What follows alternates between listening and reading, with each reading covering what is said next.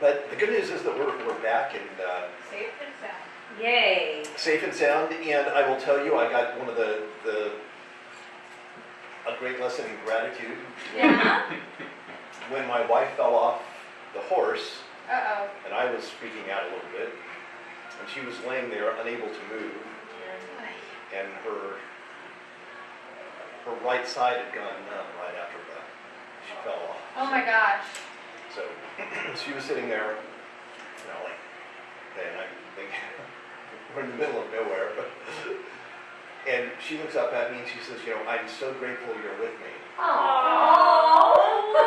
And she's instantly focused on all the things that she's grateful for, Oh, wow. instead of all the things she That could could be go wrong, unhappy yeah. about.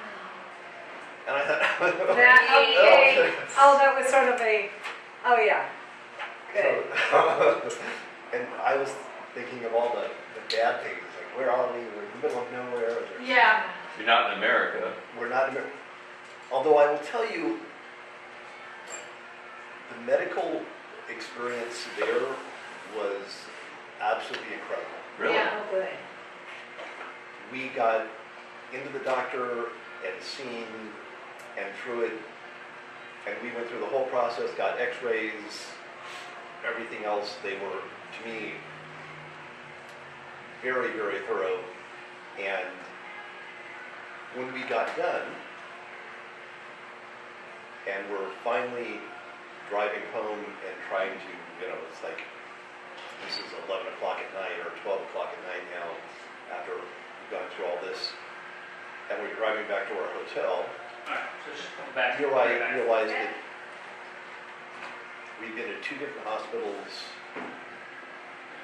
had a whole bunch of tests done, everything else, and nobody had ever asked us for insurance information or how we were going to pay for it. That's so awesome. They just took care of it. I mean, Different experience here, right? yeah. Yeah. So for me, it was like, and so again, I then called and started to try and figure out how do we pay for all of this. They said, oh, it's an accident. Accidents are always free. What? Yeah, it's amazing how other countries view healthcare, and I mean, it's incredible. So if you're in an accident, Get in an accident in Scotland. there's not a financial concern. So great. It's getting you healthy is the concern. Yeah. It's like a very different experience. Wow. It's like, That's You interesting. almost, I hope one day we can adopt Well, that it- kind of thinking. it's interesting because I was talking to some people about why England and Scotland withdrew from the European Union. Yeah. And they said the number one thing is that so many people were immigrating because once you're in the European Union, if any country let you in, you can move anywhere without any Right. paperwork. But the influx of immigration into Britain and Scotland and Ireland because of their universal health care was overwhelming. Yeah. And basically it was just bankrupting the country, because so many people were moving in that, and everybody that had medical problems from the rest of Europe were moving to England or the United Kingdom just for medical care. Yeah. So they felt like they couldn't sustain Yeah. that if they were the only ones in Europe that actually offered good health care. Yeah. Boy, is it hard to become a citizen for Yes, us. it is. So lucky you to It's, have been there of any other country in Europe. It's Yes. easier if you have like in your family, in your background, in your lineage, if you have somebody like English in your, it's easier if you can trace it back to, and then it's a lot easier to get, because I've actually looked into it. It's a lot easier, and I actually have. So basically, you have to get married if you wanted to. There with ease. Hey, Is that a proposal? Wow. Because you have to either have it in your family or obviously marry into somebody who has it in their family to make Yeah. it really easy. All right, well, first of all, thank you guys for showing up. It's, you're gone a week and you think, okay, is anybody ever gonna show up again, where you missed, were you, anything else? I'm on going those through like things? Greg withdrawal. I had to double the training videos over the weekend, just so I could like, Oh. okay, so yeah. So I'm glad you guys were here. So give me a recap of the week. How is the 4 agreements training been going? I'm reading the book, but I haven't been able to get to the. 2 classes, Yeah, okay. I'll go tomorrow, but I haven't, just didn't look at the schedule. Okay, so what are you getting out of the book? Word is really important. Assumptions are really, like, I don't know how you can get around that. Like, how do you not assume, how do you not make up stories all day long? I mean, it just seems like that it's just so part of everything that you do to make sense of the world. Well, so to me, this is the key thing. When I finally understood this, we're making up stories. All day long. This is what Jim Rohn really hit on me, and I don't think I really fully understood it until I read the 4 agreements. And that he said we're making up stories, and he said always just tell a better story, tell a different story, and once you realize you're making up stories, and it's all fiction. It's like, he was always saying, well, you make up these stories that can make you really unhappy, or you can make up these stories that make you really happy.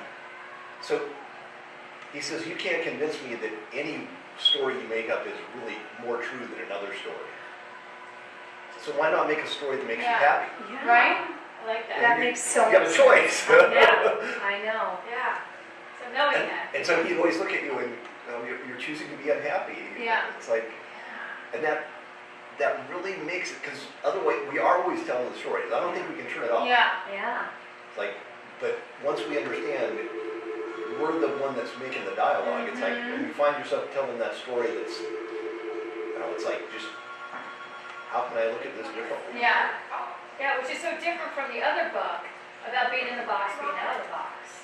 Like, if you can catch yourself, you can kind of work your way out. You have some control of that, which probably this is the same thing, but. Well, it's interesting to me, when you see people as people, you're probably going to make up a much better story than if you see them as, to me it's like, in the box, we create all the negative stories because they're an object, we need to manipulate them. When they're a person, it's easier to give them the benefit of the doubt. Right. Grace. And so to me, this is where it all weaves together. I mean, if you look at all the classic literature on personal growth, development, I mean, there's only a few major themes that are really integrated. It's just how you look at it, but they're all,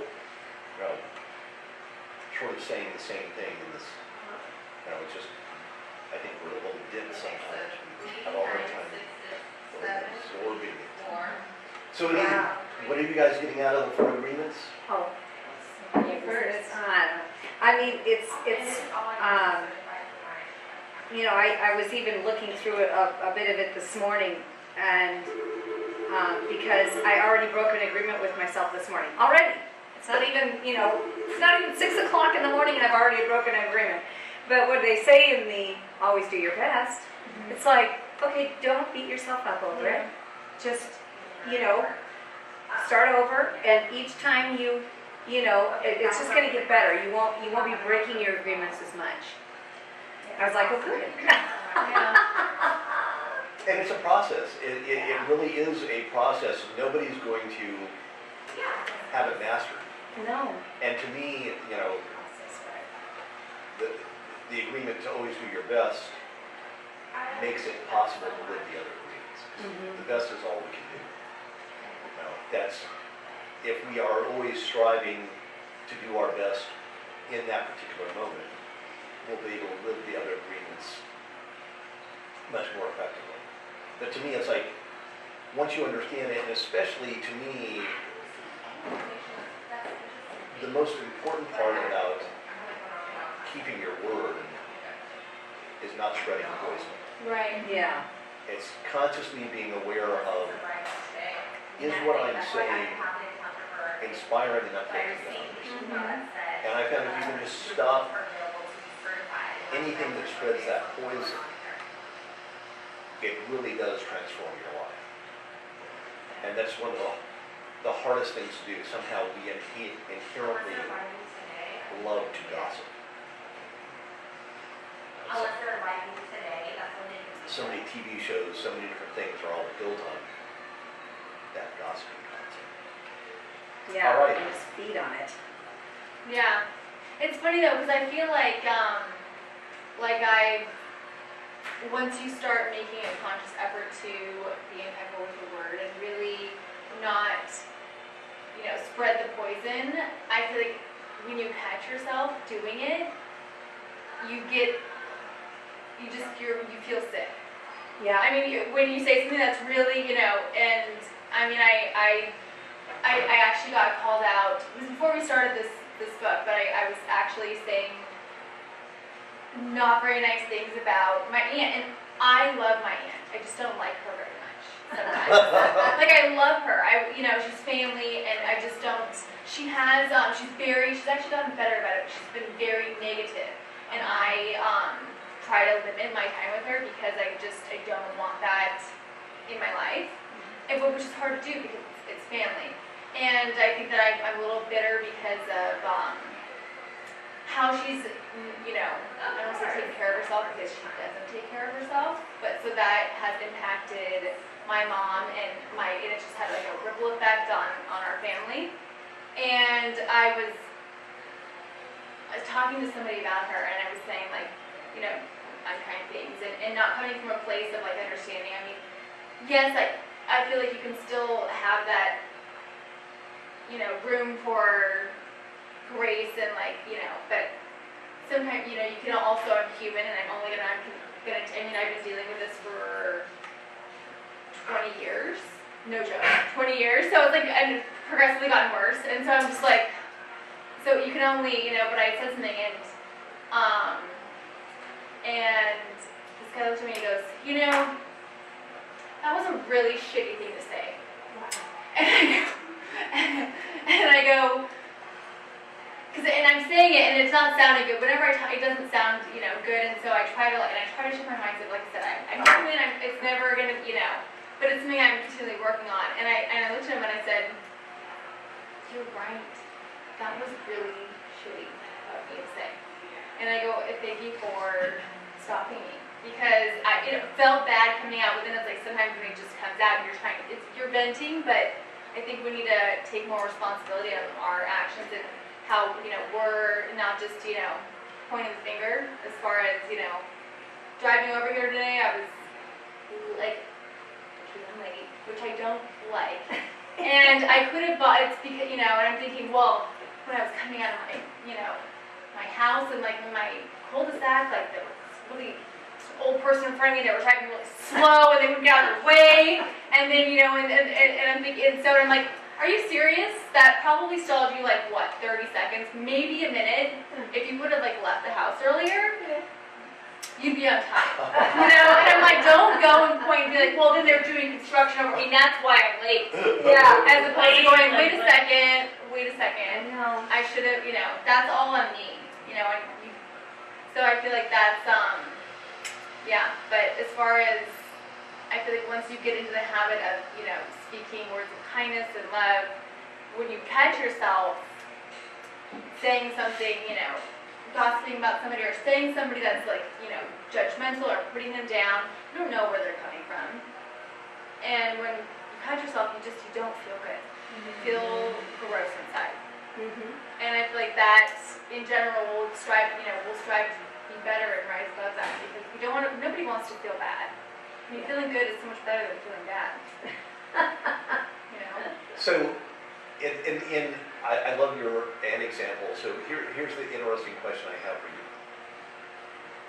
What's the greatest lesson your aunt is teaching you? I think the greatest lesson she's teaching me is I feel like I'm learning to guard myself appropriately, like, protect my peace and keep it positive, but she also teaches me to, I don't want to say be more understanding, but that's a hard one because you don't know her. So she loves me too. She also doesn't like me either. So, and So I think you're missing the biggest lesson. I probably. What's my biggest lesson? Maybe I've Well, been so- here too long. So to me, it's not about, she's giving you a great example of here's the life I want to lead. Yeah. Oh yes. 100%. Yeah. 100%. You know. I mean, But- and we need to be really grateful for those people that give us clear examples of, if you go this way, this is the outcome you're going to Yeah. get. And she is the prime example of what it means not to grow and transform, but to stay and in the pity party and feeling sorry for yourself, and then not taking any responsibility about circumstances that you could have grown from. And so I have a couple relatives that sort of remind me of that. And every time I feel sorry for myself, I call them. Oh. And I'm always Oh, like you feel so much better about yourself. I know. And Yeah. I am sure they are in my life Yeah. to help For that me, reason. Yeah. to inspire me to grow and not stay the same. Yeah. Because they are stuck. One of them is a cousin that I grew up with, and he's still stuck 40 years ago. Yeah. Still Right? complaining Is he? about I'm saying, is he still like living in his like young adulthood? high school was the best time of his life. Yeah. But that's so my aunt. She lives when she was a little girl. A little girl up until she was like 16, and that's it. That's it. To me, he's the classic. Wow. He was a high school baseball star, Okay.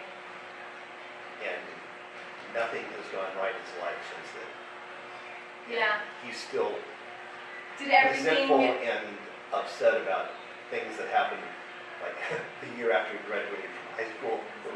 Did everything up until that point go right for him? Pretty much. Okay, that explains a lot. And then suddenly, when he got to college, somehow he got put on probation. Yeah. He didn't make the baseball team in college. Wasn't. And of course, let's see, we're 59 now. We're the same age. Oh my gosh. This is a long time You're this guy's been 59? tortured. No. I can't believe that either. I don't. Really?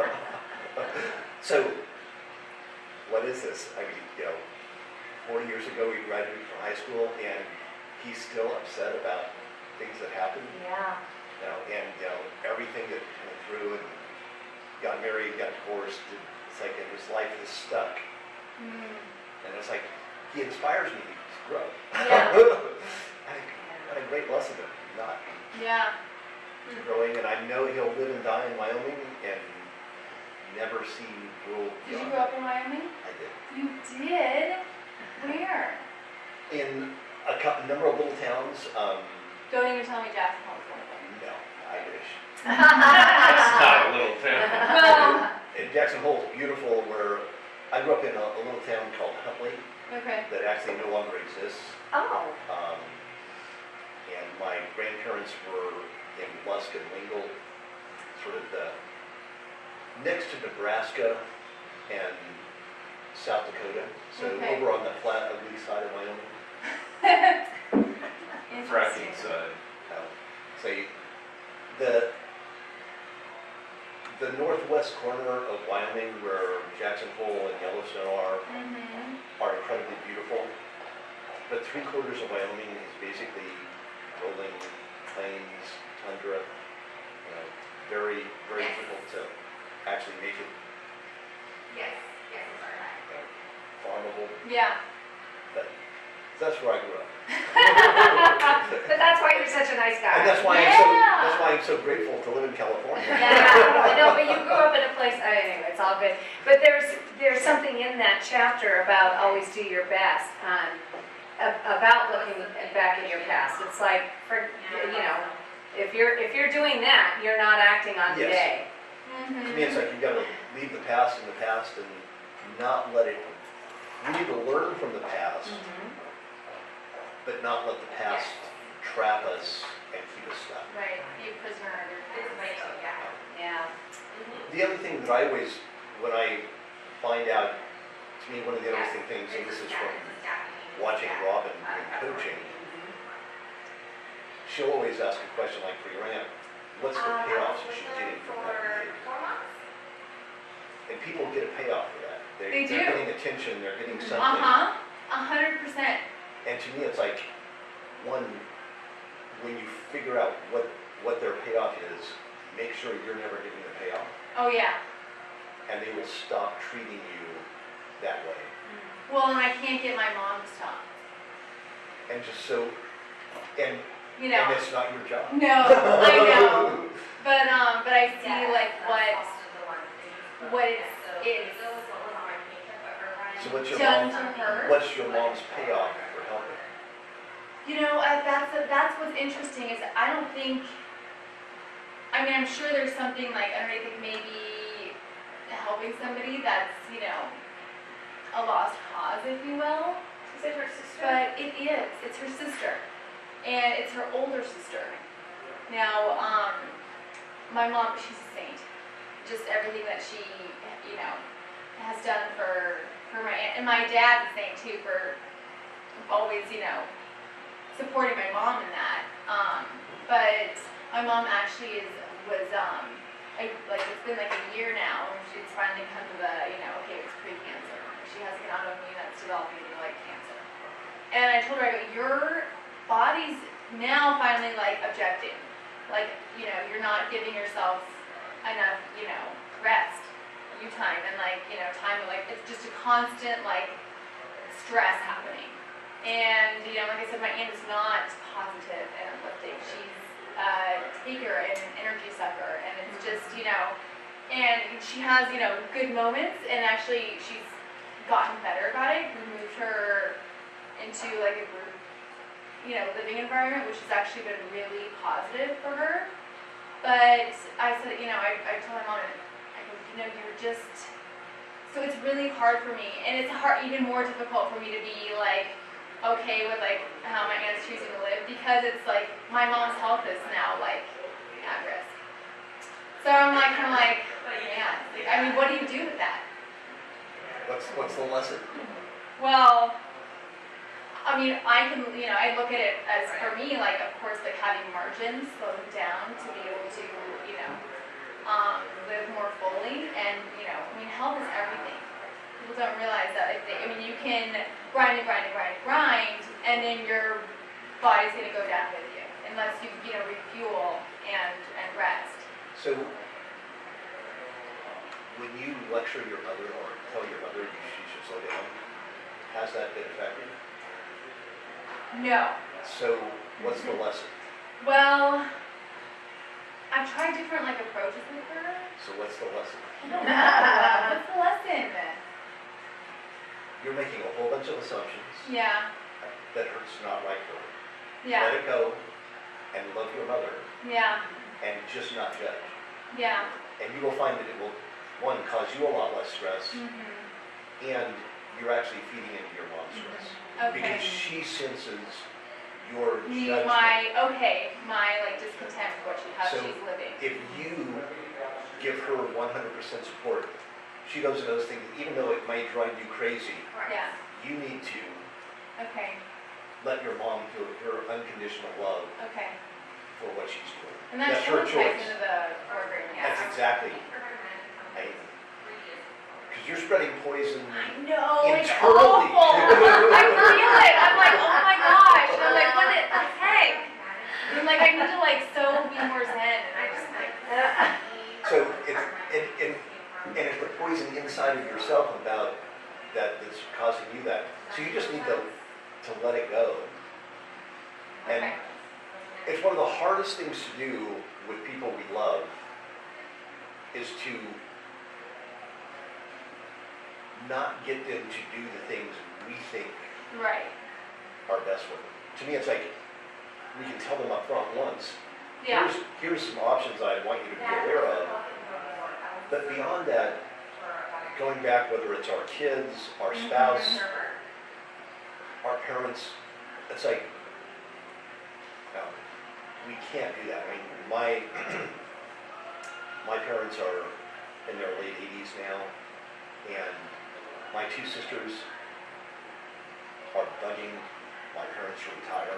They're still actively Really? working. Cool. And I tell my sisters, No, why? yeah, let them enjoy. Yeah. Well, you know, it's like, well, something can happen to this kid.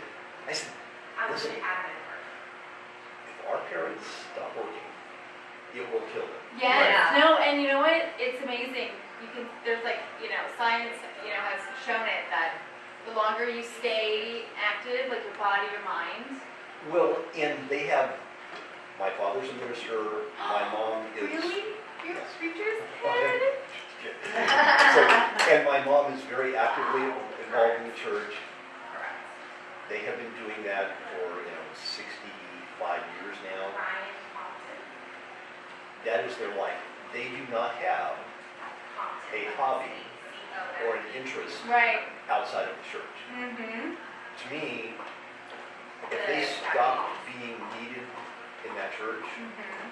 Their life would stop. there would be no reason for them to carry on. So to me, it's like, and I tell my sister, I don't care. Yeah. It's like, just let it be. Yeah. And I know I've got to let them be. Yeah. Right? That's Tell it's a myself. vicious poison. That's what it is. All right, so have you gotten anything out of the 4 agreements? Gosh, I read that a long time ago. Okay, But I'm not in the class. okay. All right, so But keeping your word is keeping your word, I definitely think that is so fundamental. and especially in this business. I think so many of us forget that, and not only keeping our word with our clients, but with other agents, everybody involved in a transaction, whether it's escrow, title, whoever. So this morning, I figured that we sort of talk about what we want the direction of the next segment of Mondays with Greg to be about. And so I'd love to know what's the best way that I can help you, either topics, subjects, things that we can make this the most useful for going forward. So I'd love to know, to me it's like, this is a great time, it's the end of June, so the year is half over. We've got 6 months left in it, Yes. 2018, how do we make sure that we make the most of it? Yes, that's what I want. I could send you like a list of things that like I'd love to hear more about. Like, Well, so start, what are the top 1 or 2? well, probably like well, it's kind of I could watch your branding stuff all day long, like really, and still like get more like nuggets. So I love like, more on that, more so too, like on like your value proposition, and I feel like when you get to know more about who you are and what you have to offer, then you become more confident in yourself and have better self-esteem, which is going to in turn reflect into your business. And but I just started watching the CRM one, which Okay. is like, because at first it's funny because when I first saw it, I'm like, come on, we just see it, I like CRM. And then I was like, just do it. Like, part of it's just, and I was like, okay, this is, as much as it's something I don't want to necessarily like do, it's something I know I have to do. And so I need to like change my mindset around it going, look, this is going to help you. And remember that, to me, a CRM is a tool, and it's also one of the easiest tools to delegate. Yeah, And yet, because most people don't take the time to understand a CRM, they can't delegate it effectively. right. And so to me, you have to understand it, but then you don't need to actually do it. To me, Robin was such a great example of that, in that Robin's CRM really drove her business, Yeah, and yet Robin that doesn't do was it. probably incompetent in Yeah. CRM. That's funny. But she understood what it needed to do. But if she had to actually, Do it Yeah. wouldn't get done. you know, Yeah, and I like too more on like the long-term planning and stuff of like your business, as far as, okay, so we should be spending, time doing short-term, activities, but the long-term activities, what do more of those look like? Like, what is that, because I mean, yeah, you can talk about it and, okay, well, let's break it down like further. Like, what does that look like? What, Okay. I mean, I was like thinking about, so where do I want to, what kind of realtor do I want to be? And like, what kind of, clientele, like, what does my day look like, down the line? And I'm like, I'm not sure. Like, I mean, and I'm like, well, ideally I'd like to just, set up something that works so, great and that grows that like, when I come to a point where I don't have to do much of anything during the day except for like go and like, I mean like not like the kind of things that like you don't necessarily want to do, like going in, but you can more, you have time for more things like, self-transformation, classes and like, things like that as opposed to prospecting. But I will tell you, that's the type of thinking that will create truly the life that you want Yes. and the business you want. And to me, it's one of the things that I see so few people think about. There are two people that I'm eternally grateful for in my life because they got me to help think that way early on. And Right. one of them was Phil Herman, and the other one is Alan Dodd. And I've known them as realtors for 35 years now. And I met them early on in my career, early on in their careers, and those were the questions they asked early on. And to me, that's so valuable. It's, if you clearly define it, what do I want my business to look like 5 years from now, 10 years Yeah. from now? And both of them will tell you it's not easy. No. Well, it's, yeah. And both of them created visions for their real estate careers that when they initially created them, they both thought were totally unrealistic. Yeah. They thought it was really fantasy land. And both of them wildly exceeded those dreams. Right? But I think we could kind of talk more about how you go about doing that. And it's really sitting down and really thinking about it. I mean, to me, this is one of those things that's really coming down to what do you really want? Yeah. And not letting your own limitations of what you think is realistic get in your way. Right. And that's the hard part for most people, is that they get in their own mindset of what's realistic. Well, that can never happen. Well, what if it could? Let's at least dream and then think, what can we do to try and move as close as we can to that direction? All right, so some interesting topics. So what about you? What's Oh, I just needed help with today. That's how you started. One bite at a time. Oh, God. all right? I mean, last week was kind of a short week for me, work week for me, and then I had a friend's son's wedding that, I helped with. So it was this wonderful, lifestyle kind of, all personal part of my life, which was just like fabulous and amazing. Got home at 2 o'clock in the morning, Saturday morning, held open house Saturday, fell asleep yesterday, and slept the entire afternoon. I was so exhausted. And so it's like, okay, good, I got that little personal part done. Now I gotta, jump back into business. And so it's like, today is, I need the boost for today. Okay. So to me, it's like, what tends to make you the happiest in your life?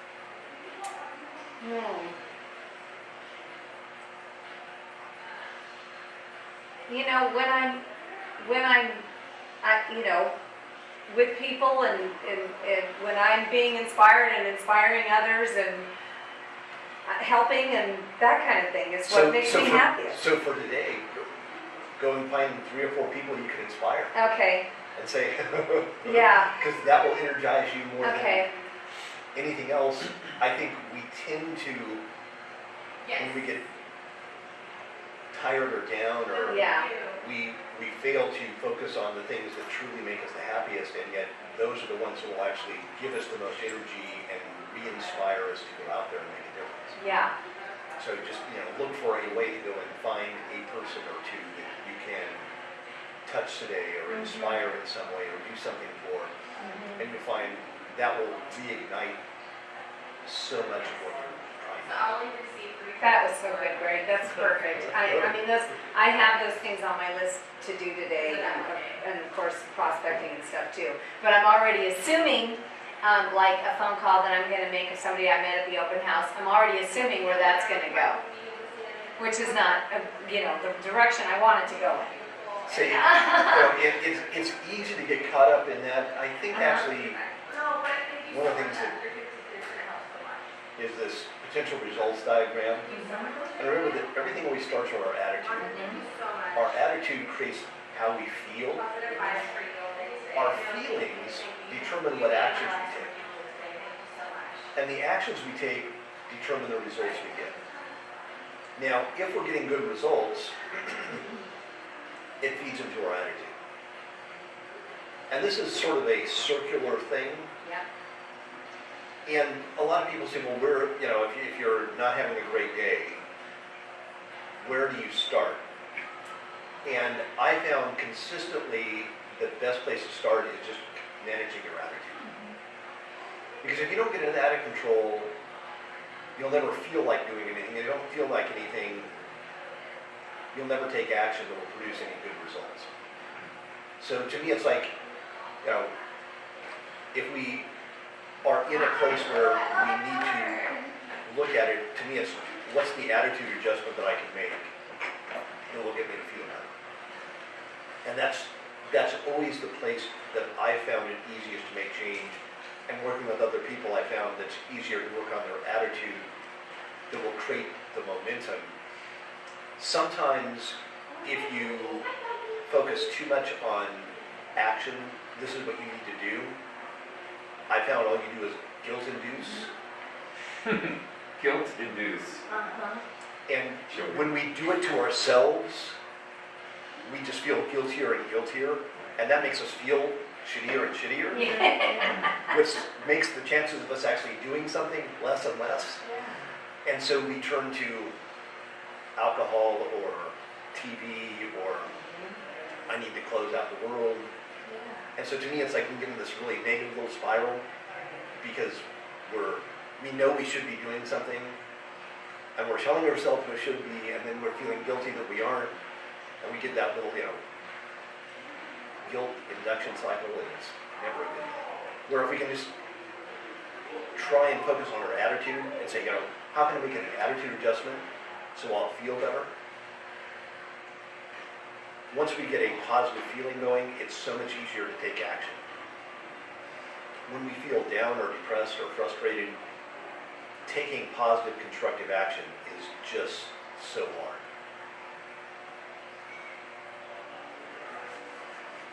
All right, so what topics over the next few weeks of Mondays with Greg would help you? Well, I think all of this, and I know that, I get really overwhelmed with what I need to do, and so I go straight, I kind of just the way you did it, and then I get so overwhelmed with that I just don't know what to do, and it kind of stops me short. So, I woke up I was so tired this morning, but I gotta just, the dog got me up, just get up, just go, jump in the shower. I had my phone call this morning, got some great ideas, which said, oh, why didn't I do that yet? So already started feeling like guilty, and why didn't I do this? But I know it's right there, and so, I'm gonna ask for your help on how to get this one thing that's on my mind. But I think I've gotten so overwhelmed, you know, we have so many things that are going on, so many opportunities to learn with you, with Robin, with this book, with that book, that I'm a little overwhelmed and not doing anything with it. Okay. Well, to me, it is important to try and make sure that you are taking an action step and plan, and, you know, and that's where trying to give yourself some sort of a general plan of here's the things I really need to get done. What are those top 20% activities that I need to get done every day? And we talked about this a while ago. It's so important to make sure you're planning your week. You know, at least really looking at, here are the key things that I've got to do. What are the key prospecting activities? What are the things they're going to do? And put those onto your schedule so that those get done, even though there's more activities than we could ever want to do. Here's the reality, we all have limited time, and there's unlimited number of ways to spend it. So we are never going to get to it all. So if we just make sure that we get a few important things done, and then don't beat ourselves up for all the other things that just, yeah, we'd like to do, we wish we could do, but the reality is that we can't. Because we all have limited amounts of time. So it's just, how do I maximize that productivity out there and move it forward one step at a time? And I do think that one of the things I'm planning to do in here is talk a little bit about practical time management. And I do think time management is actually a misnomer, in that we can't manage time. We can't say, oh, I've got 5 seconds now, let me save it for later. Right, That would be management of time. yeah, right. It's finite. So, Yeah. and here's what I found though. Everybody has the same amount of time. And so the key is to look at what are the people that get a lot done focus on versus the people that don't get a lot done focus on. And it's usually a focus problem that makes the biggest difference. And to me, that makes it a lot more practical. The other thing is looking at all the time sucks that we have that accidentally or unintentionally take time. It's like, to me, it's like I see agents checking email when they have no ability to deal with the email. And that's just a mental time suck. Because one, if you're checking email and you can't physically respond to it and take care of it, all it does is clutter your mind up and puts a mental weight on there that, oh, this is something I need to take care of. So I tell people, schedule your time for checking email and schedule enough time so that you can take care of it. And when you get an email, if you can take care of it in 5 minutes or less, do not go to the next email until you handle it. One email at a time. If it's going to take more than 5 minutes, put it in a file folder that says take care of today or tomorrow, or have some schedule, some system that you know when you're going to get back to it. The worst thing to do is look at emails twice. And yet what I see is agents looking at emails 30 and 40 and 50 times. It's like, it's the reminder that they need to handle this, and they don't have a system to handle it, and now it just overwhelms them, and that sucks the life and the time out of them. So we'll talk about some of those things that can help get your a little bit more control. So how about you? Oh, do I have a list? All right. And I mean, I love the email thing, and I'd love to get into a topic like that.